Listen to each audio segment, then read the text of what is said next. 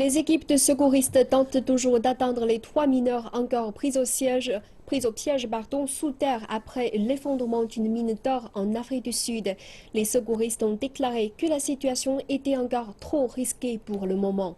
Les 3 mineurs sont encore coincés sous des milliers de tonnes de décombres depuis maintenant plus d'une semaine. Les premières images révélées par les propriétaires de la mine nous donnent un clair aperçu de la situation périlleuse à laquelle font face les équipes de secours. Les images transmises montrent ce qui semble être l'entrée de la mine d'or Lily. On peut clairement constater que la catastrophe a été causée par l'effondrement d'un seul pilier. Il est même difficile de croire que plusieurs mineurs ont réussi à s'échapper. Mais à des centaines de mètres sous les milliers de tonnes de décombres, 3 mineurs, Yvonne Mninsi, Preti Mabouza et Solomon Nyaranda, sont encore pris au piège dans la chambre conteneurisée où ils travaillaient au moment de l'effondrement.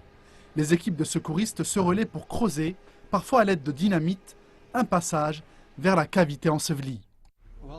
Eh bien, ce que nous essayons en ce moment est de dégager les décombres qui se sont accumulés à l'endroit de l'effondrement pour les déplacer dans des espaces situés plus bas à l'intérieur de la mine. Nous espérons ainsi se frayer un passage vers la chambre conteneurisée où se trouvent les mineurs. Mais samedi dernier, un autre pan de terre a encore cédé sous le poids des décombres, pénétrant le passage creusé par les secouristes et réduisant à néant plusieurs jours d'efforts.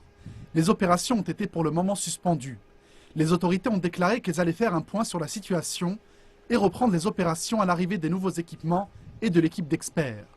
Elles espéront ainsi extraire les 3 mineurs, qu'ils soient morts ou vivants.